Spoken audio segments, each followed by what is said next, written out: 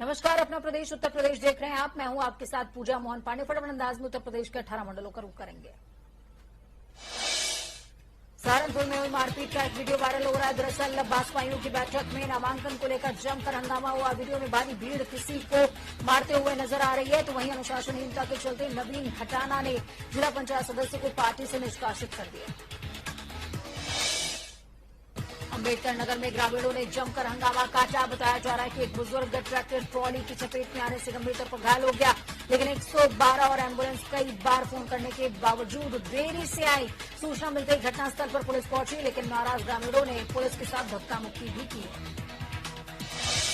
हरदोई में चुनावी रंजिश को लेकर युवक की हत्या कर दी गई। बताया जा रहा है युवक को पहले लाठी डंडों से पीटा गया और फिर मौत के घाट उतार दिया गया। सूचना मिलते ही मौके पहुंची पुलिस ने शव को पोस्टमार्टम के लिए भेजा। मृतक के भाई ने 6 लोगों के खिलाफ तहरीर की है। संभल में जिला पंचायत अध्यक्ष पद के लिए सास बहू हुए आमने सामने। दोनों में एक ही सीट से भरा नामांकन। बीजेपी की डॉक्टर अनामिका यादव सहित जिले में हुए 3 प्रत्याशी। कांग्रेस मीडिया कम्युनिकेशन के चेयरमैन का पद नसीमुद्दीन छोड़ सकते हैं, क्योंकि हाल ही में हुई प्रवक्ताओं की बैठक में नसीमुद्दीन पैनलिस्ट अब्बास हैदर के रवैये से भड़क उठे। नसीमुद्दीन सिद्दीकी ने बैठक में अब्बास हैदर से नसीमुद्दीन ने पूछा, जिस पर अब्बास भड़क गए और अभद्रता भी की। हमीरपुर के सुमेरपेट थाना क्षेत्र के चंदपुरवा गेट पर तेज रफ्तार सब्जी से लदे लोडर ने ट्रैक्टर में पीछे से टक्कर मार दी, जिसमें सब्जी व्यापारी की मौके पर ही मौत हो गई, जबकि एक घटना में युवक घायल हुआ है।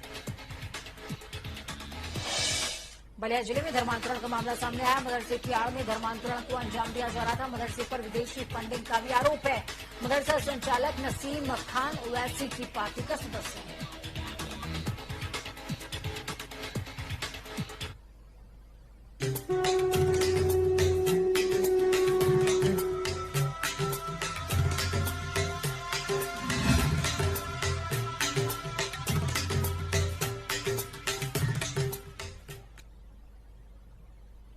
तो चलिए खबरों की चर्चा शुरुआत से करते हैं और आपको बताते हैं विस्तार से चर्चा करते हुए हर किसी की आंखें थोड़ी देर के लिए नम सी हो गई थी जब राष्ट्रपति रामनाथ कोविंद ने अपनी जन्मभूमि की माटी को माथे से लगाया। राष्ट्रपति रामनाथ कोविंद अपनी जन्मभूमि कानपुर देहात के परौख गांव पहुंचे। यहां सीएम योगी आदित्यनाथ और राज्यपाल आनंदीबेन पटेल ने राष्ट्रपति को सम्मानित किया। इसके बाद महामहिम गांव में अभिनंदन समारोह को संबोधित करते हुए भावुक भी हो गए। मंच से ही अपने दिल की बात उन्होंने कही। बोले, मैं कहीं भी रहूं, मेरे गांव की मिट्टी की खुशबू मेरे जहन में रहती है। मेरे गांव के लोगों की यादें सदैव मेरे दिल में रहती हैं। तो वहीं मुख्यमंत्री योगी आदित्यनाथ ने संबोधन के दौरान कहा, पहली बार किसी गांव में महामहिम आए हैं। किसी संवैधानिक पद पर बैठे व्यक्ति का सम्मान पुष्प वर्षा से किया गया। वाकई देखकर मन कृतार्थ हो गया। इसी दौरान सीएम ने कहा, अब तक का प्रदेश सरकार से लोगों को सिर्फ लेते हुए देखा है, लेकिन पहली बार प्रदेश सरकार को दान देते हुए देखा और इसका सीधा उदाहरण राष्ट्रपति हैं। आपको बता दें कि कल महामहिम लखनऊ दौरे पर जाएंगे, जहां महामहिम के स्वागत की तैयारियां भी पुख्ता कर ली गई हैं। 3 तस्वीरें आपकी टीवी स्क्रीन पर है इस समय। जिस दृश्य का जिक्र आपसे किया, महामहिम ने सबसे पहले हेलीकॉप्टर से उतरते ही अपनी जन्मभूमि की माटी को, उसकी रज को अपने माथे से लगाया। उसके बाद माल्यार्पण करते नजर आए अम्बेडकर की प्रतिमा पर। और तीसरी तस्वीर मिलन कार्यालय की।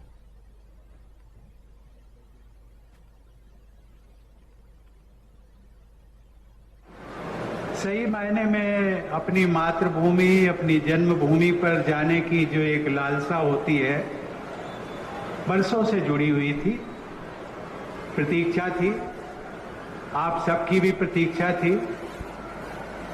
और इसीलिए आज मैं जब हेलीकॉप्टर से नीचे उतरा तो सबसे पहले मैंने इस मातृभूमि को वंदना करते हुए उनका चरण स्पर्श किया और ये प्रार्थना की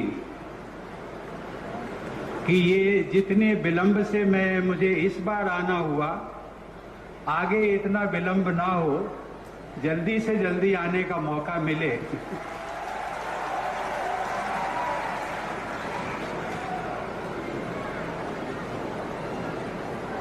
बहनों और भाइयों, आप सबके बीच यहाँ पहुँचने के पहले मैं राज्यपाल महोदया और मुख्यमंत्री जी के साथ पथरी देवी मंदिर जाकर दर्शन किया और उनसे आशीर्वाद लिया। मुझे बाबा साहब डॉक्टर भीमराव अंबेडकर के स्मारक पर पुष्पांजलि अर्पित करने का भी सौभाग्य मिला।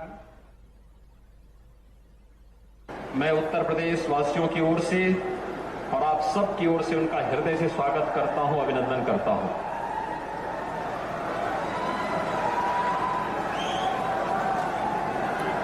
भाइयों बहनों,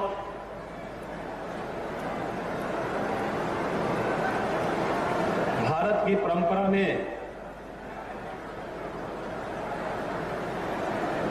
हम सबको विभिन्न प्रकारों के संस्कारों के साथ जोड़ा है और भारत की सनातन परंपरा के संस्कार ही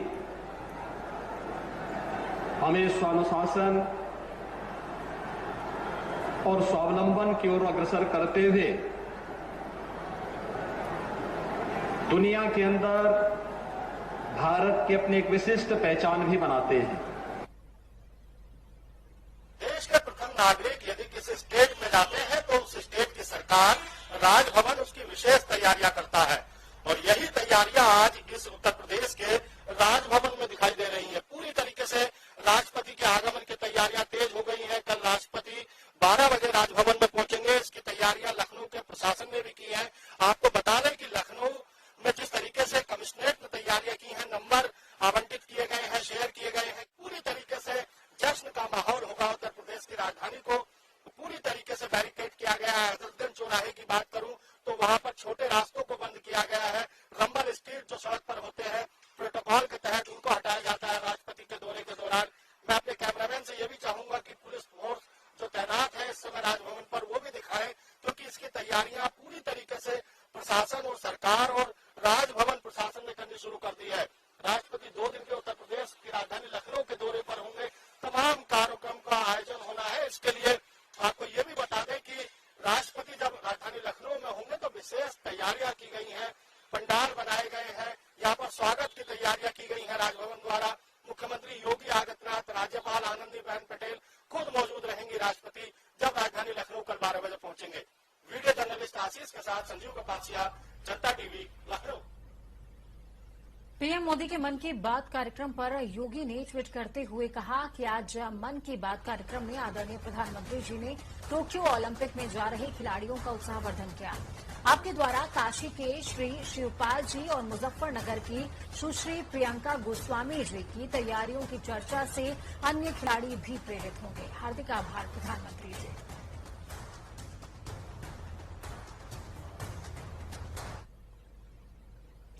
मुख्यमंत्री योगी आदित्यनाथ के सबका साथ सबका विकास, मुफ्त वैक्सीन, सबको वैक्सीन के मूल मंत्र पर टीकाकरण हो रहा है। इसके साथ ही वैक्सीनेशन को बढ़ाने के लिए सीएम योगी ने एक और कदम उठाया है। उन्होंने ऐलान किया कि सबसे पहले कोरोना मुक्त होने वाले और 100% टीका लगवाने वाले जिले पुरस्कृत होंगे। सीएम हेल्पलाइन ने 26 दिनों में 53,354 प्रधानों और 57,601 कोटेदारों से भी बात की और कोरोना संक्रमण से बचाव और टीका लगवाने की अपील भी की है। आपको बता दें कि तीसरी लहर को देखते हुए बच्चों के अभिभावकों और महिलाओं का स्पेशल बूथ पर टीकाकरण हो रहा है।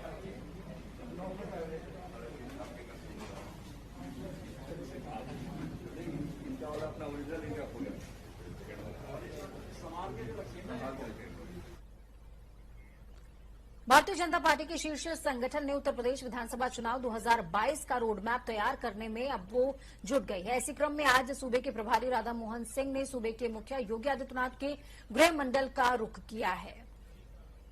सूबे के प्रभारी राधा मोहन सिंह सूबे के मुखिया योगी आदित्यनाथ के गृह मंडल का रुख करते नजर आए। राधा मोहन आज सर्किट हाउस में पहुंचे, जहां पर उन्होंने मंडल के नेताओं और जिला अध्यक्षों संग बैठक की है। इस बैठक में कुशीनगर सांसद विजय दुबे, प्रदेश के कैबिनेट मंत्री सूर्य प्रताप शाही समेत अन्य जनपदों के विधायकगण भी मौजूद रहे।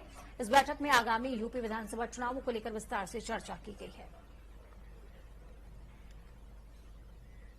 वहीं यूपी के जिला पंचायत अध्यक्ष चुनाव में नामांकन के दिन ही 18 सीटों के नतीजे सामने आ गए हैं, जिसमें 17 सीटों पर बीजेपी और 1 सीट पर सपा अघोषित जीत दर्ज करती नजर आ रही है, जिससे तिलमिलाई सपा ने 11 जिलों के जिला अध्यक्षों को पदमुक्त कर दिया। क्या समाजवादी पार्टी बैकफुट पर आई है? ये खास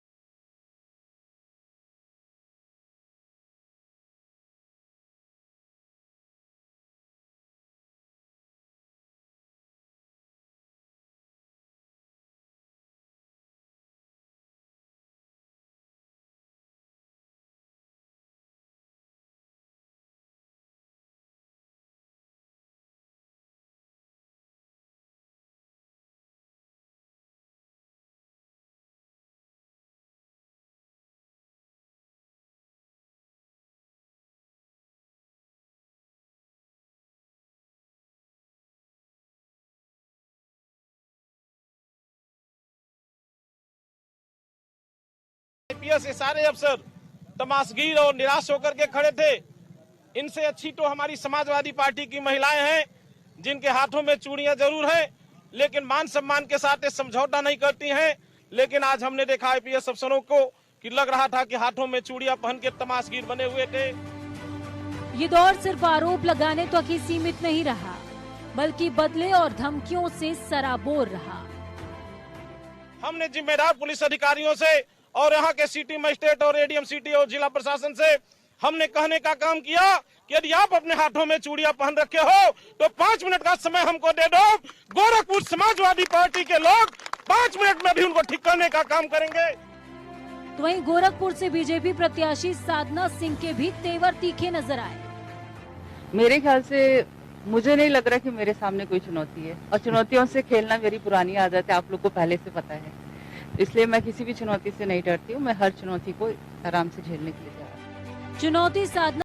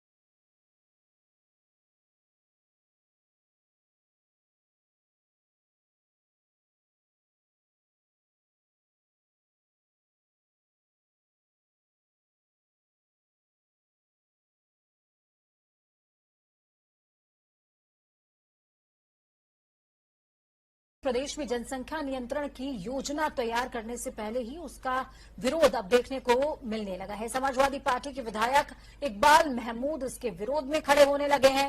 संभल से विधायक और विधानसभा में उपनेता इकबाल महमूद का कहना है कि देश में मुसलमानों ने जनसंख्या नहीं बढ़ाई है, प्रदेश में दलित और आदिवासी जनसंख्या बढ़ा रहे हैं। वहीं उन्होंने कहा कि उत्तर प्रदेश सरकार भी जनसंख्या कानून की आड़ में मुसलमानों पर वार कर रही है। सपा नेता ने कहा कि अगर सरकार जनसंख्या नियंत्रण कानून लाती है तो समाजवादी पार्टी उसका विरोध करेगी। हम लोग तो खुलकर विरोध करेंगे। मैं इस पे 2-3 बातें कहूंगा। सरकार है उनकी और एब्सोल्यूट मेजोरिटी से भी ज्यादा है, 230 विधायकों पर सरकार बनाए। अब चाहे जैसा करें वो, उनकी सरकार है, मगर ये मेरी समझ में नहीं आता कि अब 6 महीने रह गए हैं चुनाव में, 7 महीने, ये 7 महीने पहले ही क्यों लाया गया। दूसरी बात कि जनसंख्या की आड़ में मुसलमानों पर एक वार है। वही समझते हैं कि देश के अंदर सिर्फ मुसलमानों की ही तादाद बढ़ गई, तो ये कानून तो पार्लियामेंट में आना चाहिए था ताकि पूरे देश के अंदर लगता, फिर देश के अंदर ही क्यों लाया जा रहा है। तीसरी बात और आखिरी बात मैं ये कहूंगा कि इसका हशर भी ऐसे ही होगा जैसे सीए और एनआरसी का हुआ। इस चीजों को देख लिया उन्होंने आसाम के अंदर कि वहां पर इसका, इस सीए का और एनआरसी का असर मुसलमानों पे कम और गैर मुस्लिमों पे ज्यादा पड़ा। इसका असर भी ऐसे ही होगा। तो इस खबर पर ज्यादा जानकारी के लिए ग्राउंड जीरो से हमारे साथ में संवाददाता सनी जुड़ चुके हैं। सनी, क्या कुछ अपडेट है पूरे मामले में? यहाँ पर बहुत विवादित बयान दिया है विधायक साहब ने। तो बता दूं कि इस समय जो मैं मौजूद हूँ विधायक इकबाल महमूद के घर के बाहर मौजूद हूँ, और मैं आपको बताता हूँ कि उन्होंने 2022 चुनाव को लेकर रणनीति बनानी शुरू कर दी है। कहीं ना कहीं साफ देखा जा सकता है इकबाल महमूद ने जिस तरीके से बयान दिया है जनसंख्या नियंत्रण कानून को लेकर के, तो कहीं ना कहीं उनकी तैयारी है 2022 विधानसभा चुनाव को लेकर के है। उन्होंने जनसंख्या नियंत्रण कानून के बहाने से उत्तर प्रदेश के साथ साथ प्रधानमंत्री नरेंद्र मोदी पर भी कहीं ना कहीं निशाना साधा है और साफ कहा है कि प्रधानमंत्री का कहना है कि नौकरी नहीं देंगे, पकौड़े तलिए और व्यापार पेट भरिए, और साथ ही साथ जनसंख्या नियंत्रण कानून को उन्होंने कहा है जनसंख्या नियंत्रण कानून अगर आता है तो इसका असर वही होगा जो सीए और एनआरसी के कानून का हुआ था। तो इस तरीके के बयान देने का सीधा सीधा माध्यम है कि कहीं ना कहीं एकजुट अपने मुस्लिम वोटों को एकजुट करना, कहीं ना कहीं उन्होंने एक मैसेज दिया है कि उत्तर प्रदेश के अंदर जो है का बयान सामने आया है इकबाल महमूद का, वो साफ तौर पर कह रहे हैं कि आदिवासी और जो पिछड़ा वर्ग है वहां पर ही इस तरह की स्थिति देखने को मिलती है। तो क्या इस पर कोई स्पष्टीकरण उन्होंने दिया है अभी तक? सनी, नहीं, पूजा मोहन ने अभी तक कोई बयान नहीं दिया है। उन्होंने साफ कहा है कि उत्तर प्रदेश के अंदर या देश के अंदर जो आबादी है मुसलमान नहीं बढ़ा रहे हैं, बल्कि दलित और आदिवासी लोगों की वजह से देश में आबादी बढ़ रही है, और इसका असर जो है कानून का असर जो सबसे ज्यादा होगा वो दलित और आदिवासियों पे होगा, ना कि मुसलमानों पे। मुसलमान समझदार हो चुका है और 2 या 3 बच्चे वो कर रहा है। इस तरीके का बयान देने का मतलब सीधा मतलब है कि 2022 चुनाव को लेकर के तैयारियां शुरू यहाँ पर कर दी गई है। समाजवादी पार्टी के इकबाल महमूद जो संभल से विधायक है वो उपनेता विपक्ष भी है विधानसभा में, तो इस तरीके का एक बयान जब उनके मुंह से आता है तो कहीं ना कहीं एक मैसेज आता है। लेकिन सबसे बड़ी बात सनी, जिस तरीके का बयान इन्होंने दिया है इसके बाद ठीक है आप कह रहे हैं 2022 के चुनावों की तैयारी है, तो क्या दलितों और आदिवासियों को नाराज करके, या ये समझ गए हैं कि दलितों का उतना बड़ा वोट बैंक नहीं है या वो वोट बैंक सपा का नहीं है, उससे कोई उन्हें फर्क नहीं पड़ता है, इस वजह से इस तरीके का बयान दिया गया है, या फिर सीधे भाजपा सरकार पर निशाना साधने की रणनीति थी? अन्यथा कुछ नहीं है, अभी सोचा नहीं है उन्होंने कुछ। चलिए, बिल्कुल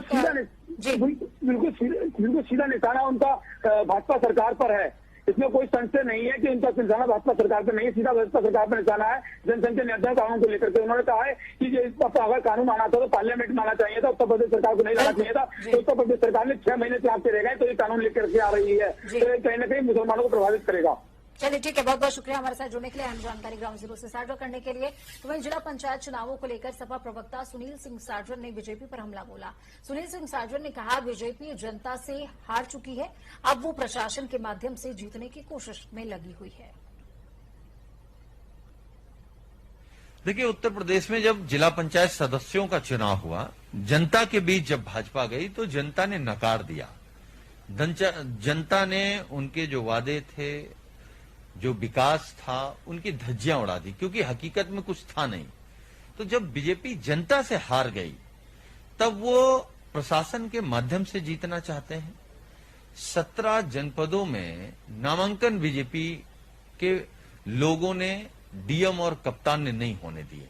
ये तो लोकतंत्र की हत्या है, क्योंकि आप जानते हो कि जब चुनाव हो जाएगा तो समाजवादी पार्टी जीत जाएगी, भाजपा हार जाएगी। इसलिए डरी हुई भाजपा जब जनता के बीच उनके नेता हार गए हैं तो अब जिले के जिलाधिकारी और कप्तान के माध्यम से चुनाव लड़ रहे हैं। तब समाजवादी पार्टी की लड़ाई भारतीय जनता पार्टी से है ही नहीं, अब तो जिले के डीएम और कप्तानों से है।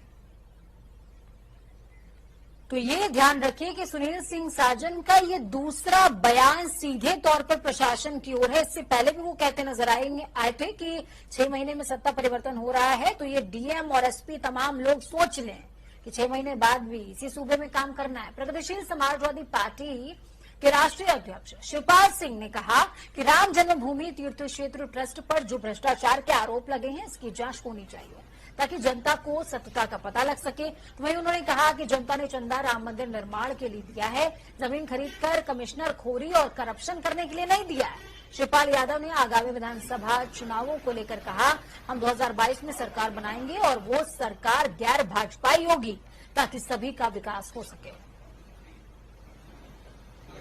ये भाजपावाद का नारा दिया है, सभी विपक्ष एक, और अगर हम सब लोग एक हो जाते हैं तो भारतीय जनता पार्टी को हटाने में कामयाबी आसानी से मिल सकती है। वहीं आगामी यूपी विधानसभा चुनावों के मद्देनजर तैयारियों में सभी राजनीतिक दल लगे हुए हैं। ऐसे में ब्राह्मणों को अपनी ओर आकर्षित करने के लिए बीजेपी, सपा और बसपा अपने अपने हिसाब से गेम प्लान कर रहे हैं। इसी बीच बहुजन समाज पार्टी के ब्राह्मण चेहरे सतीश चंद्र मिश्रा का कद अब और बढ़ा दिया गया है। बहुजन समाज पार्टी सतीश चंद्र मिश्रा के कद को बढ़ाते हुए ब्राह्मणों को अपनी ओर आकर्षित करने का नया फॉर्मूला इजाद कर रही है। उनको ऑल इंडिया मीडिया कोऑर्डिनेटर का पद दिया गया है।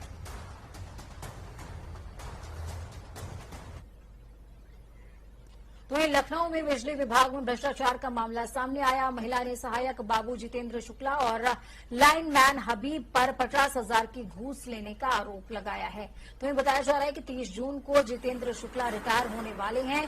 वे घूस लेते हुए वीडियो वायरल होने के बाद यूपीपीसीएल ने कार्रवाई की है। वायरल वीडियो में जांच के बाद नादरगंज स्थित विद्युत उपकेंद्र में कार्यरत सहायक बाबू जितेंद्र शुक्ला दोषी पाए गए, जिसके बाद यूपीपीसीएल ने दोनों को निलंबित कर दिया है। पूरे मामले की 2 सदस्यीय टीम ने जांच करी थी। इन्होंने ये कहा कि आप यहाँ चेक मीटर लगेगा और चेक मीटर लगेगा तो आपको पता चल जाएगा कि इसमें प्रॉब्लम क्या है। ठीक है, तो मैंने वो भी इनको 30,000 रुपए दिए 2 बार करके 15-15। 10 दिन इन्होंने कुछ नहीं दिया हमको, ना ही तो हबीब ने कुछ दिया, ना ही तो इन्होंने कुछ दिया। फिर इन्होंने कहा कि जो है ये आपका चेक मीटर लगेगा, उसके बाद ही सब कुछ आपका क्लियर हो जाएगा। फिर हम भैया इनको बार बार फोन कर रहे हैं कि हमारा चेक मीटर का कुछ हिसाब तो कर दीजिए, क्या हुआ है क्या नहीं हुआ उसमें। बल्कि मैंने अभी मार्च में मैंने 50,000 रुपए जमा भी किए। फिर इन्होंने कहा कि नहीं ये चेक मीटर लगेगा तभी क्लियर होगा कि आपके यहाँ क्या प्रॉब्लम आ रही है। उसके लिए इन्होंने 15,000 करके इन्होंने लिया और 10,000 करके हबीब ने 30,000 रुपए लिए। वहीं वाराणसी के श्री काशी विश्वनाथ कॉरिडोर के पास एक जर्जर दुकान मरम्मत के दौरान ढह गई, जिसमें काम कर रहे 3 मजदूर मलबे में दब गए। इसमें एक मजदूर की मौत हो गई है। तो वहीं मौके पर मौजूद सुरक्षाकर्मियों ने एनडीआरएफ की मदद से घायलों को अस्पताल में एडमिट करवा दिया है, जहां पर इलाज के दौरान उनकी भी मौत हो गई। भवन गिरने का ये कोई पहला हादसा नहीं है। करीबन 1 महीने पहले भी यहाँ पर एक जर्जर आवास गिरने से हादसा पेश आया था और वो भी हादसा ठीक ऐसा ही था। मैं Aseem Upadhyay, deputy commandant operation Varanasi से। हमें एसपी सिक्योरिटी की तरफ से एक सूचना मिली थी कि एक दीवार जो है प्राधिकरण के क्षेत्र में गिर गई है और उसमें निचली 3 लोग तक फंसे होने की संभावना, 2 को निकाल लिया गया है और एक अभी भी फंसा हुआ है। तो तत्कालीन रूप से तुरंत जो है हमारे दशासमेत घाट से टीम आई और एक टीम हमारी चौका घाट से भी मूव हुई और यहाँ मौके पहुंच के जो यहाँ पे दबे हुए थे निश्चित लोकनाथ मिश्रा उनको निकाल के और वक्त यहाँ पर छोटे से ब्रेक का ब्रेक के उस पार खबरों का सफर लगातार जारी है। बने रहिए जनता टीवी के साथ, क्योंकि हमें आपकी ताकत